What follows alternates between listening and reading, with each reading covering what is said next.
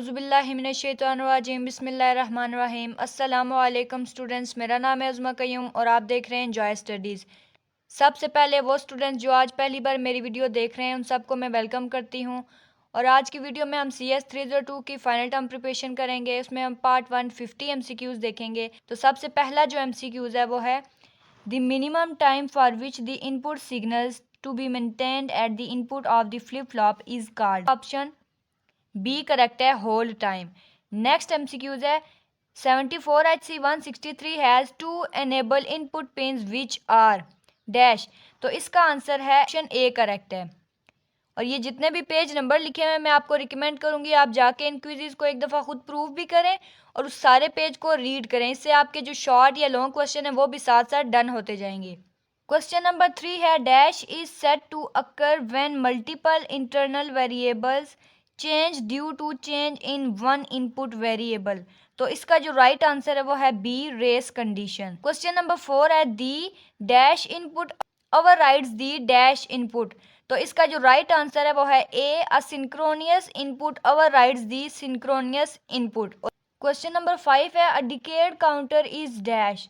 आप लोगों को पता होगा डिकेड का मतलब होता है 10, लिहाजा हम यहाँ से ऑप्शन डी सिलेक्ट करेंगे, मॉड 10 काउंटर। क्वेश्चन नंबर 6 है in synchronous transmission when the transmission line is idle. ये क्वेश्चन मैंने बुक से फाइंड आउट किया लेकिन वहाँ पे जो आंसर मिला है वो है no data is being transmitted.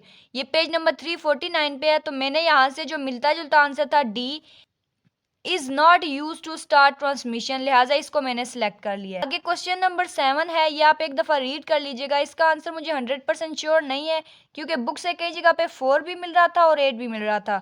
तो आपको जो मुनासिब लगे आप उसको सिलेक्ट कर लीजिएगा। नेक्स्ट क्वेश्चन नंबर 8 है in a sequential circuit the next state is determined by dash and dash input and clock signal applied.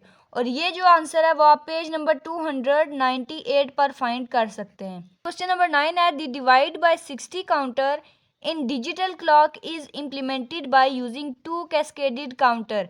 इसका राइट आंसर है ए मॉड 6 एंड मॉड 10। लेकिन आपको पहले 292 पेज को रीड करना होगा क्योंकि ये थोड़ा सा कॉम्प्लिकेटेड और लॉजिक वाला क्वेश्चन है। क्वेश्चन नंबर 10 है nibble consist of dash bits. तो निबल के अंदर कितनी बिट्स होती हैं? 4 बिट्स होती हैं और ये आपको 387 पे आंसर मिल जाएगा। क्वेश्चन नंबर 11 है excess 8 code assigns to dash 2 minus 8। इसका राइट आंसर है डी 4 टाइम्स 0 और ये पेज नंबर 34 पे है। स्टूडेंट्स ये हो सकता है कई दफ़ा के पास पेपर्स होते हैं वहाँ से भी कोई ना कोई क्वेश्चन आ जाता है क्योंकि अगर आपने बुक की रीडिंग की है तो आप देखेंगे कि काफ़ी टॉपिक्स हैं जो अगले लेक्चर्स में रिपीट हो रहे हैं। तो उससे रिलेटेड कोई ना कोई क्वेश्चन पेपर में आ सकता है। अगला क्वेश्चन है 12 the voltage gain of the inverting amplifier is given by the relation. तो इसका जो राइट आंसर है वो है A V out divided by V in is equal to minus R F divided by R I. और ये आपने as it is याद करना है ताकि अगर पेपर में आ जाए तो कंफ्यूज ना हो। ये देखिए काफ़ी चीज़ें उन्होंने चेंज करके दी हैं। जब आपको ओरिजिनल आंसर सही से याद होगा तो आप कंफ्यूज नहीं होंगे। नेक्स्ट क्वेश्चन नंबर 13 है LUT इज एक्रोनिम फॉर। इसका जो राइट आंसर है वो है ए लुक अप टेबल और ये पेज नंबर 32 पे आपको मिल जाएगा। आपने एक दफ़ा रीडिंग लाजमी कर लेनी है। क्वेश्चन नंबर 14 है द 3 फंडामेंटल गेट्स आर। अब ये तो आपको पता होंगे कि 3 बेसिक गेट कौन से हैं, एक नॉट और एंड। इनके आगे ये जो सिंबल्स हैं वो भी आपने जहन में रखना है। क्वेश्चन नंबर 15 है the total amount of memory that is supported by any digital system depends upon. इसका जो राइट आंसर है वो है D the size of the address bus of the micro processor और द माइक्रो कंट्रोलर। आपको ये दोनों या ये वाला देकर ये वाला देकर पूछ सकते हैं तो मैंने इसलिए दोनों लिख दिए। यहाँ पर आता है और दी माइक्रो कंट्रोलर, ये इसका बिल्कुल राइट आंसर है। ये पेज नंबर 423 पे आप खुद देख सकते हैं। आगे क्वेश्चन नंबर 16 आता है dash is one of the following example of synchronous input. तो यहाँ में कौन सी चीज़ है जो सिंक्रोनियस इनपुट की एग्जांपल है? तो इसका जो राइट आंसर है वो है A JK input. Question number 17 है dash occur when the same clock signal arrives at different times at different clock inputs due to propagation delay. तो इसका जो राइट आंसर है वो है ऑप्शन सी क्लॉक स्क्यू। आगे क्वेश्चन नंबर 18 है, dash is use to simplify the circuit that determines the next state. यानी कि कौन सा सिंप्लीफाई सर्किट होता है जो अगली स्टेट को फाइंड आउट करता है, तो ये है स्टेट असाइनमेंट। और ये पेज नंबर 377 पे आप खुद देख लीजिएगा कि ये वाकई ही आंसर करेक्ट है या नहीं। क्वेश्चन नंबर 19 है, the operation of JK flip flop is similar to that of the SR flip flop except that the JK flip flop dash. यानी कि जेके फ्लिप फ्लॉप जो है एसआर के सिमिलर होता है, लेकिन इसके अंदर एक डिफरेंस होता है। उस डिफरेंस को क्या कहते हैं? Doesn't have an invalid state. ये पेज नंबर 225 पे आप खुद जाके देख सकते हैं। क्वेश्चन नंबर 20 है, a multiplexer with a register circuit converts. इसका जो राइट आंसर है वो है B, parallel data to serial. और ये चीज़ मैंने इंटरनेट से फाइंड आउट की है। क्वेश्चन नंबर 21 है, G A L is essentially a dash. इसका राइट आंसर है C, reprogrammable P A L. यानी कि जी ए एल को हम दोबारा प्रोग्राम कर सकते हैं। 22 क्वेश्चन है, in dash all the columns in the same row are either read और रिटन। तो ये किस चीज़ की डेफिनेशन है? ये ऑप्शन सी करेक्ट है, fast mode page access. Question number 23 है, a flip flop change its state when. तो इसका राइट आंसर है option A, low to high transition of clock. और ये आंसर आपको मिल जाएगा पेज 221 पर। आपको साथ साथ प्रूफ इसलिए नहीं दिखा रहे क्योंकि वीडियो ड्यूरेशन लंबा हो जाता है और आप लोग वीडियो को स्किप करना शुरू कर देते हैं।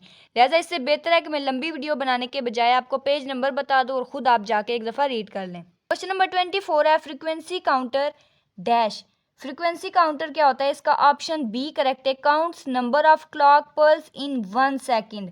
ये पेज मैं आपको रिकमेंड करूंगी, आपने लाजमी पढ़ना है, 294। क्योंकि यहाँ पर जो वर्डिंग है ना थोड़ी सी चेंज है, तो आप रीडिंग करेंगे तो आपको पता चल जाएगा कि राइट आंसर क्या है। जो बुक पे वर्डिंग है वो थोड़ी सी इस ऑप्शन के लिहाज से थोड़ी सी चेंज है। आगे क्वेश्चन नंबर 25 है, in a sequential circuit the next state is determined by dash and dash. इनके सीक्वेंशियल सर्किट में नेक्स्ट स्टेट कैसे फाइंड आउट करते हैं? इसका option D, input and clock signal applied, ये करेक्ट है। अगला है 26, flip flop are also called. तो फ्लिप फ्लॉप का दूसरा नाम क्या है? That is option C, bistable multi vibrator. यानी कि फ्लिप फ्लॉप को इस नाम से भी पुकार सकते हैं। नेक्स्ट क्वेश्चन नंबर 27 है, the output of the circuit is always. यानी कि ये हमें एक सर्किट दिया गया है तो इसकी आउटपुट क्या होगी? तो स्टूडेंट मुझे इसका बुक पे आंसर नहीं मिला, लेकिन जो मैंने एक दो जगहों से चेक किया था तो उसका आंसर आ रहा था सी। लेकिन मेरे ख्याल में क्योंकि ये एक्सऑर गेट है तो ये ए को ए इन्वर्स कर देगा, लेकिन फिर भी आपने एक दफ़ा खुद फाइंड आउट कर लेना है। 28, D RAM stand for. D RAM की फुल फॉर्म क्या होती है? तो ये ऑप्शन ए करेक्ट है, डायनामिक रैम। और ये आप पेज 400 पे खुद देख सकते हैं। क्वेश्चन नंबर 29 है, dash of a D A converter is determined by comparing the actual output of a D A converter with the expected output. तो इसका जो राइट आंसर है वो है बी, एक्यूरेसी। ये 453 पे आप फाइंड आउट कर सकते हैं। नेक्स्ट क्वेश्चन नंबर 30 है, a flip flop is connected to +5 volt and it draws 5 MA of current during its operation, the power dissipation of the flip flop is.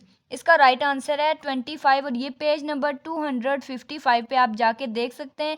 इससे related एक formula भी मैंने आपको पहले करवाया है पावर डेसिपेशन का, वो भी आपको आता होगा तो आप ये आंसर आसानी से ले आएंगे, क्योंकि 5 वोल्ट को 5 मिली एम्पेयर से मल्टीप्लाई करना है। क्वेश्चन नंबर 31 है, dash counter are as the name indicates are not triggered simultaneously. यानी कि ऐसे कौन से काउंटर है जो अपने नाम से ही बता देते हैं कि वो सिमल्टेनियसली ट्रिगर्ड नहीं होते? तो इसका जो राइट आंसर है वो है A, asynchronous counters. Question number 32 है, for a positive edge triggered JK flip flop. ये देखना है पॉजिटिव एज ट्रिगर्ड लिखा हुआ है, JK flip flop with both J and K high the output will dash if clock goes high. तो मैंने जो फाइंड आउट आंसर किया है उसका ऑप्शन आ रहा था ए, टॉगल। लेकिन फिर भी अगर आपको ये ऑप्शन गलत लग रहा है तो आपने मुझे कमेंट सेक्शन में लाजमी बता देना है। क्वेश्चन नंबर 33 है, if an S R latch has a 1 on the S input and a 0 on the R input and then S input goes to 0, the latch will. S की value 1 है और are की value 0 है, लेकिन अचानक से S की value 0 हो जाती है, लेकिन उन्होंने आगे हमें आर की वैल्यू नहीं दी हुई, तो if S is equal to 1 R is equal to 0 then Q T plus 1, यानी कि आउटपुट क्या होगी for positive edge triggered flip flop. ये देखना है कि किस चीज़ के लिए कह रहे हैं, तो इसकी जो आउटपुट होगी वो ऑप्शन बी है, 1 आंसर होगा। पेज नंबर 223 पे 5 पे है implementation of latch is required almost transistor, यानी कि इम्प्लीमेंटेशन ऑफ लैच में कितने ट्रांजिस्टर्स चाहिए होते हैं, तो option A is correct, 6 transistor चाहिए होते हैं, और ये आपको पेज नंबर 417 पे मिल जाएगा।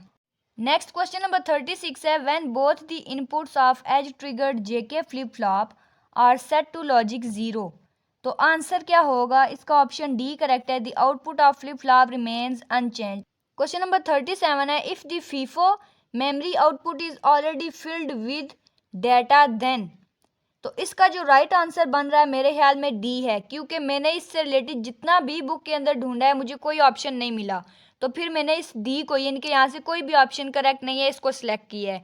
बाकी अप्रूवल के लिए आप ये पेजेस पढ़ेंगे तो आपको इंशाल्लाह समझ आ जाएगी। नंबर 38 है इन डैश क्यू आउटपुट, अब ये देखना है आपने क्यू लिखा हुआ है, single Q, output of the last flip flop of the shift register is connected to the data input of the first flip flop of the shift register. आखिरी वाले की क्यू आउटपुट जो है ये इस पहले वाले की इनपुट से जुड़ी हुई है, यानी कि क्यू नॉट नहीं है, ये आपको बार बार क्यू कह रही हूँ क्योंकि क्यू नॉट वाला भी एक क्वेश्चन है, आप कंफ्यूज हो सकते हैं। तो इसका आंसर क्या होगा, option D is correct, ring counter. Question number 39 है multiplexer with register circuit converts, इसका ऑप्शन है B parallel data to serial. 40 पे आता है in dash outputs depend only on the current state, ये बहुत ज़्यादा इंपॉर्टेंट कॉन्सेप्ट भी है और क्वेश्चन भी है, इसका ऑप्शन बी करेक्ट है, मोरे मशीन। और ये मैं आपको रिकमेंड करूंगी कि पेज 311 पे लाजमी जाकर देखिए, क्योंकि मोरे और मेले मशीन के दोनों के कॉन्सेप्ट काफ़ी मिलते जुलते हैं, तो ये अक्सर कंफ्यूज कर देते हैं। आपने जब अच्छे से देखे होंगे तो इंशाल्लाह आपका पेपर भी आसान हो जाएगा। क्वेश्चन नंबर 41 है the design and implementation of synchronous counter start from, यानी कि डिज़ाइन और इम्प्लीमेंटेशन सिंक्रोनियस काउंटर्स की कहाँ से शुरू होती है, तो ये शुरू होती है स्टेट डायग्राम से। The glitches due to race condition can be avoided by using a dash, इसका राइट आंसर है D, negative as triggered flip flop. Page 260 पर आप खुद फाइंड आउट कर लीजिएगा। नेक्स्ट क्वेश्चन नंबर 43 है अ पॉजिटिव एज ट्रिगर्ड, ये आपने लाजमी देखना है पॉजिटिव है या नेगेटिव है। Flip flop change its state when, तो ये अपनी स्टेट या कब चेंज करता है, जब low to high transition of clock होती है। आगे आता है question number 44 a particular half adder has, option B is correct, 2 input and 2 output, ये आपने लाजमी याद करना है। NOR gate is formed by connecting, ये जो नॉर गेट होता है ये कैसे बनाया जाता है, तो इसका ऑप्शन ए करेक्ट है, और गेट लगाते हैं उसके बाद नॉट गेट लगा देते हैं, और आप इस चीज़ को पेज नंबर 51 पे खुद जाके देख लीजिएगा। क्वेश्चन नंबर 46 है the sequence of state that are implemented by a N bit Johnson counter is dash, तो इसका राइट आंसर है बी 2 मल्टीप्लाई बाय एन, और ये पेज नंबर 374 पर आपको मिल जाएगा। नेक्स्ट क्वेश्चन नंबर 47 है FIFO is an acronym for, इसका ऑप्शन है फर्स्ट इन फर्स्ट आउट, ये आपने लाजमी याद करना है। एक लीफो भी है उसको भी आपने याद कर लेना है। 48 पे आता है the smallest unit of binary data is a, ये तो आपको आता होगा, इसका आंसर है बिट, और ये पेज नंबर 387 पे आप चेक कर लीजिएगा। क्वेश्चन नंबर 49 है in a synchronous digital system all the circuits change their states with respect to a common clock, that is option B false, क्योंकि यहाँ पे असिंक्रोनियस डिजिटल सर्किट नहीं आता। ये पेज नंबर 288 पे चेक कर लीजिएगा। एक इम्पॉर्टेंट चीज़ आपको स्टूडेंट्स बताऊं कि मैंने जो इम्पोर्टेंट हाइलाइट्स हैं कुछ लेक्चर्स के यूट्यूब चैनल पे शेयर कर दिए हैं, लेकिन अगर मुझे टाइम मिला तो मैं कोशिश करूंगी कि बाकी के जितने भी लेक्चर्स जाते हैं उन सब के भी शेयर कर दूं। मैं आपको रिकमेंड करूंगी कि आप लोग रीड कर लें। लास्ट पे जो क्वेश्चन है is dash one of the examples of asynchronous input, तो जो मैंने ढूंढा है आंसर उसका मुझे मिला है क्लियर इनपुट, लेकिन ये 100% श्योर नहीं है। मैं उसके बारे में 100% श्योर नहीं कहती जो कि मुझे बुक से नहीं मिला होता, लेकिन फिर भी अगर आप देखें अगर बुक से मिल जाए तो कमेंट सेक्शन में बता दीजिएगा। उम्मीद करती हूँ कि वीडियो आपके लिए बहुत ज़्यादा हेल्पफुल रहेगी और नेक्स्ट पार्ट में मैं पूरी कोशिश करूँगी कि आपको कुछ शॉर्ट या लॉन्ग क्वेश्चन के बारे में भी हिंट दे दूँ ताकि आप पेपर्स के लिहाज से थोड़े से कॉन्शियस हो जाएं। तो मिलते हैं नेक्स्ट पार्ट में, रखिएगा अपना बहुत सारा ख्याल। अल्लाह।